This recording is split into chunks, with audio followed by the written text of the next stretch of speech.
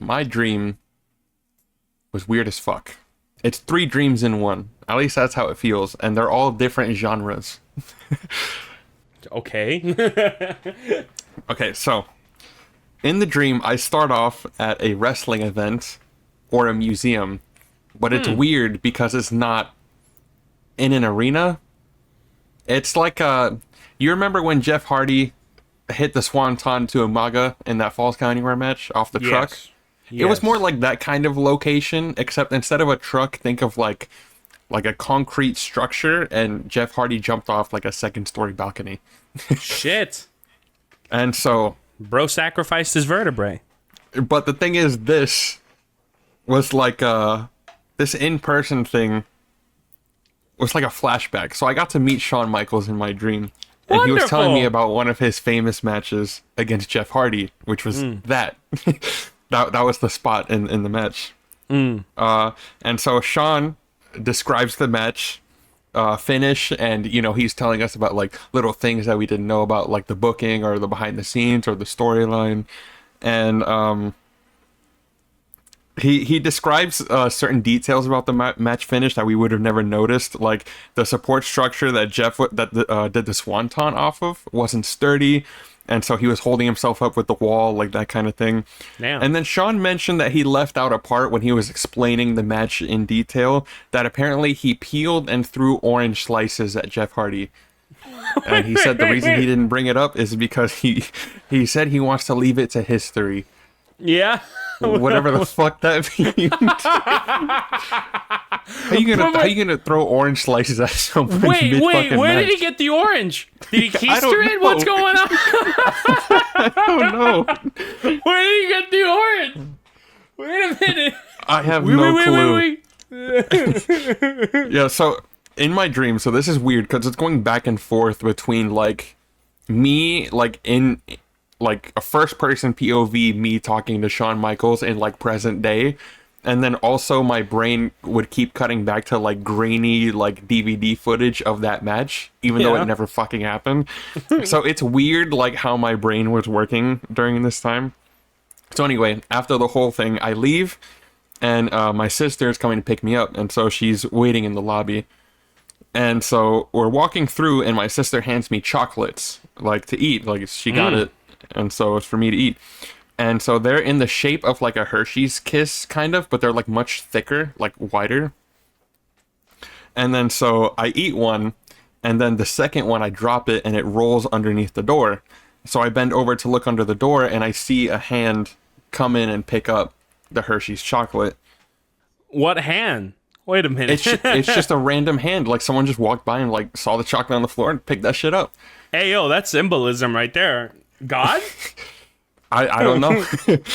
So I walk through the door and I close it behind me, and it opens into like this small like kind of hallway. And there's like plants and like benches. It looks like a waiting room like type hallway. Right. And then so the fancy waiting room just completely disappears behind me. Like there's nothing behind that door anymore. Like if you look underneath it, it's just like a black void. So the room that I was just in with my sister just fucking disappeared. And so apparently the person that picked up the chocolate is this girl that I went to elementary school with. But the thing is, she like, I mean, obviously I'm 22 now, so obviously I'm much older. She still Yeah. looks the same age 'Cause as that's like your when last I knew memory. her. Yeah, Yeah. exactly.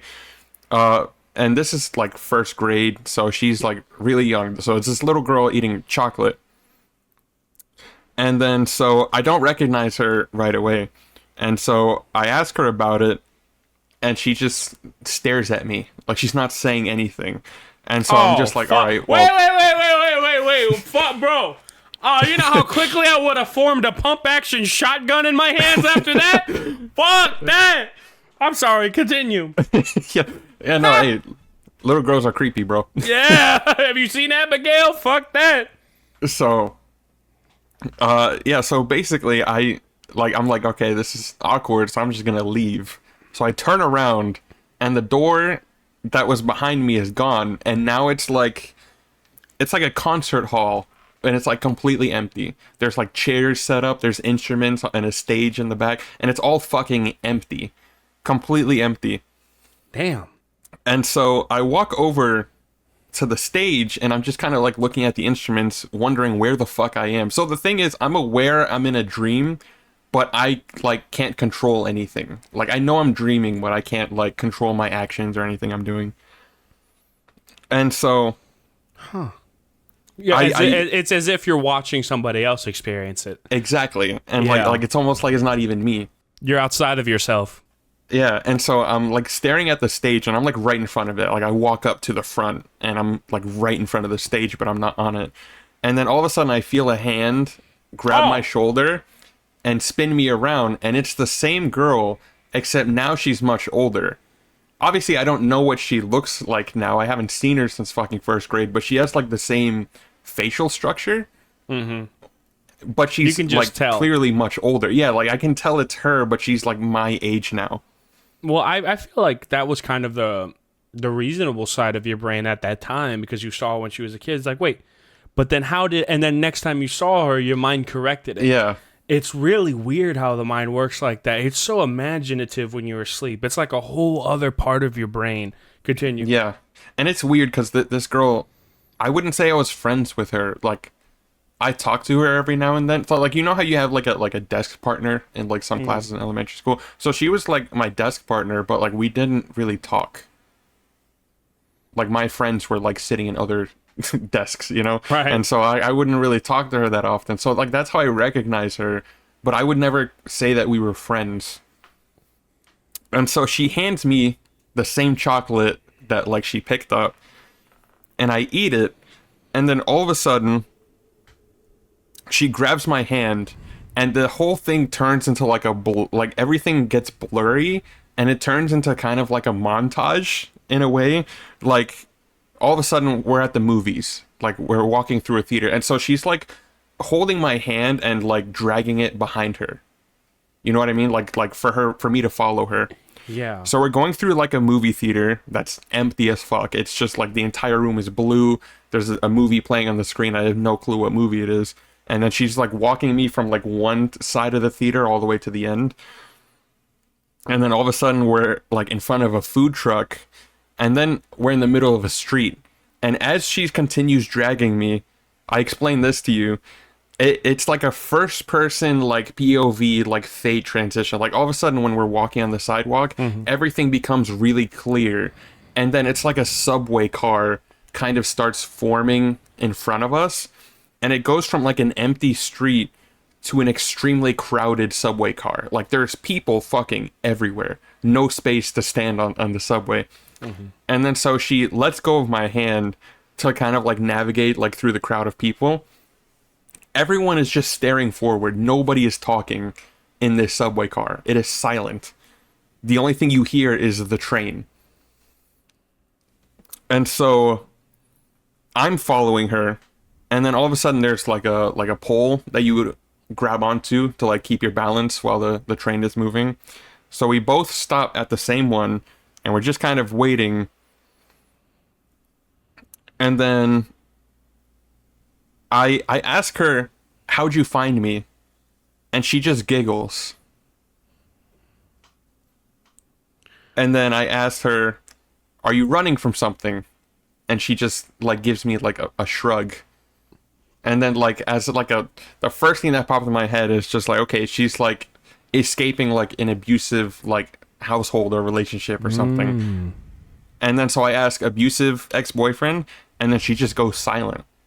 And she's, like, staring out the window, like, past, like, the train is going past the street that we were walking on. So, like, all these buildings and lights are flying by. That's what she's staring at.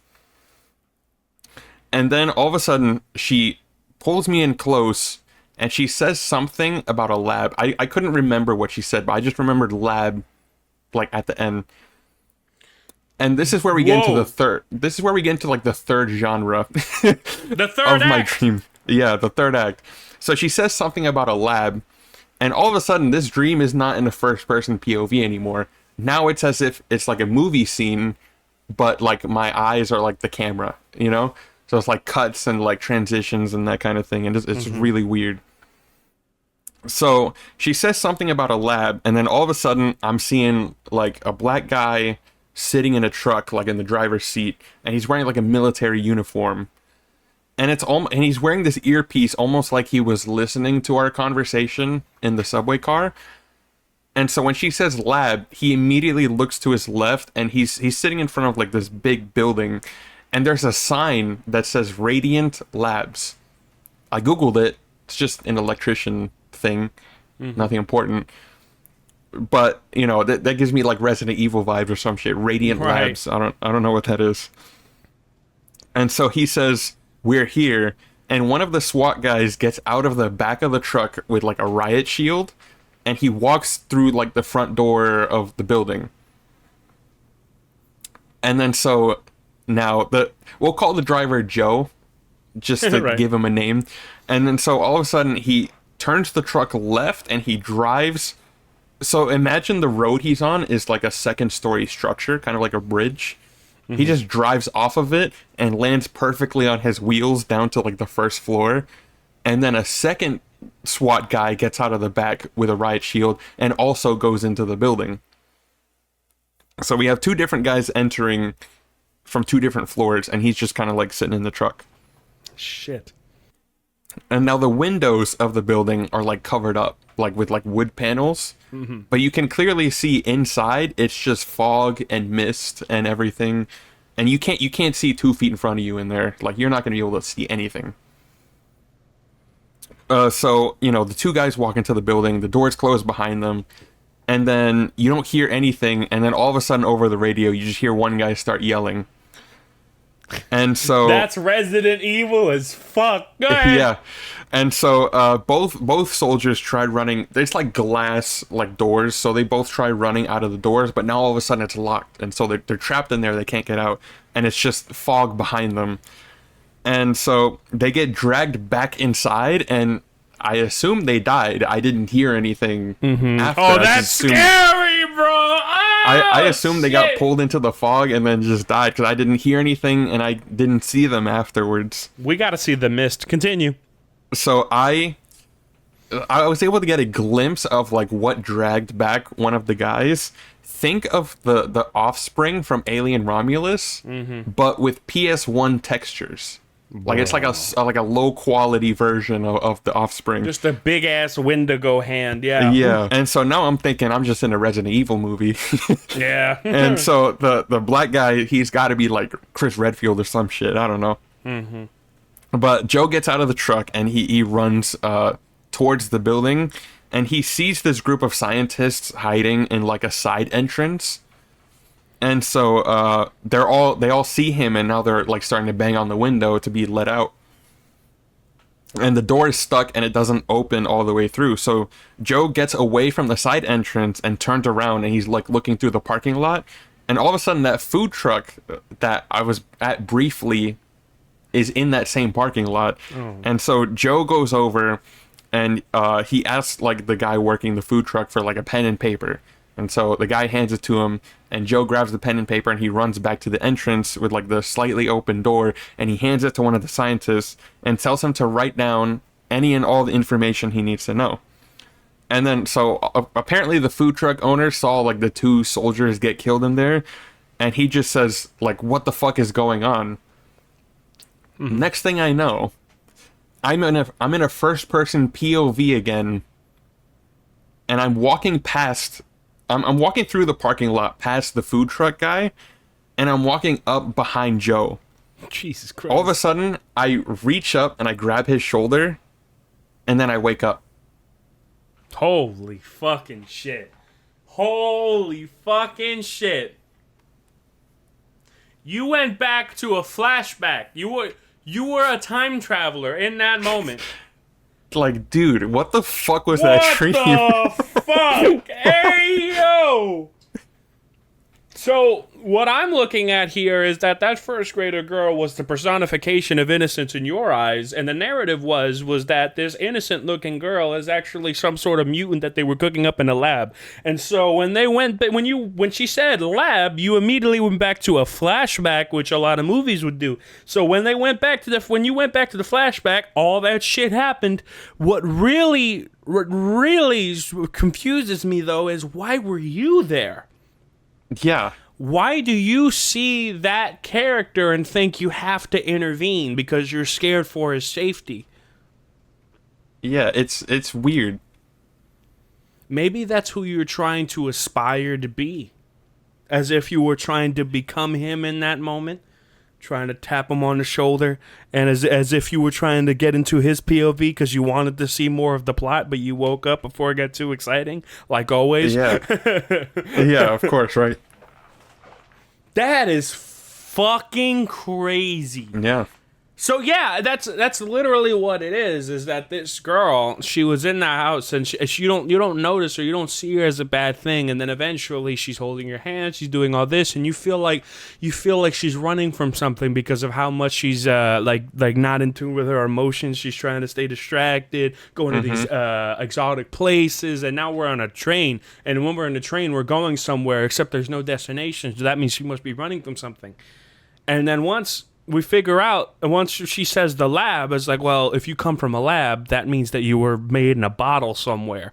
And so then you had the flashback, which then leads to her being the Wendigo. That's crazy.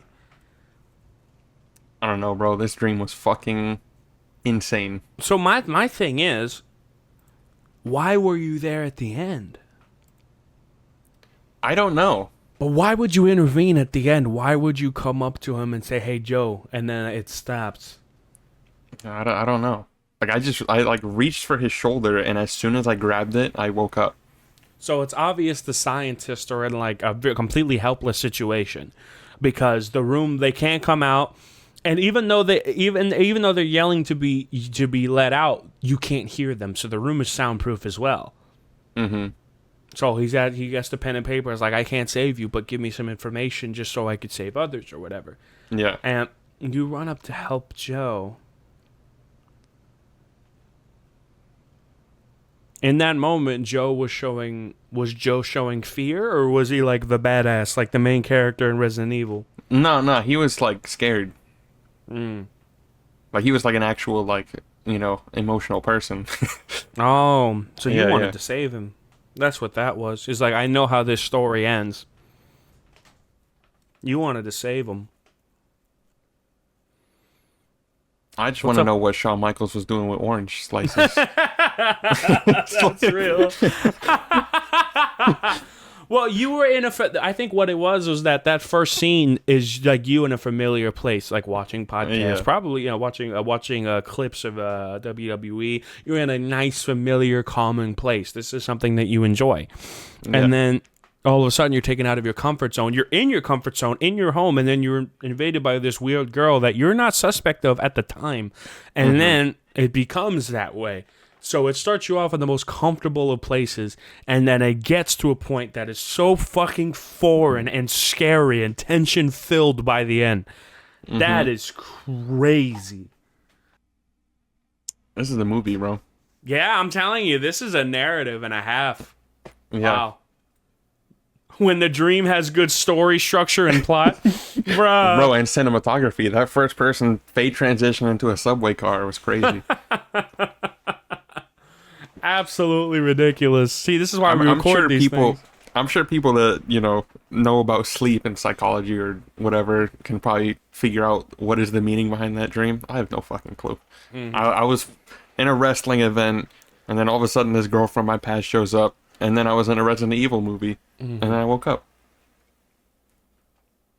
I don't know. It was weird. Well, not all dreams have to have personal significance, but there's definitely some there. Yeah, and it was so fucking vivid too. Like it was you ever had those kinds of dreams where you like wake up from it and you wonder if you're still dreaming or not? Oh, fuck you, Jack. You know how many times I've woken up in a dream just to wake up again? Dude, I haven't had that happen to me, but I was like, when I woke up from this specific dream, I was wondering, I didn't feel like I had woken up. So I was like, am I still dreaming or not? But, I texted you and I went back to sleep and I wrote the whole story down and I woke up, all that shit was still in my phone. So I clearly wasn't dreaming at the time. That's so fucking crazy. Oh, man. Nah, dude. Let me tell you something. There's been some dreams where I'm sitting there And I am scared out of my fucking mind, mainly because of the loss of my mother. I usually have a crazy dream surrounding that. Whenever I had a dream like that, it would be a fucking nightmare. And at the end of those dreams, a lot of the time, I would wake up in my room. I'd get up, I'd fumble with the AC, or I go over and start cooking a meal, and then like 2 minutes in, I wake up again, and I'm in the same room, and I'm like, oh, okay, and I'm like, okay, I must be awake now, and then I go over, I sit down, and I play some UFC for 2 minutes, and I wake up again, and it happens for like, Holy shit. oh my fucking god, dude, you have no idea, oh my god, and then I wake up a fucking again, and it's like, oh, okay, I'm just going to stay in bed this time and I'm going to go back to sleep. And when I close my eye, I get so fucking paranoid and I have to keep my eyes open. And so I was like, okay, but I can't move now. I can't move now. It's like sleep paralysis. I can't move. And I'm like, oh God, I don't know what's going on. It's like an out of body thing. Then I wake up again. And it's like, okay, am I awake now? I go over, reach for a bottle of water. My hand goes straight through it. Then I wake up in real life. Holy shit. It's so, my dreams are so vivid and the nightmares I have are monstrous at times.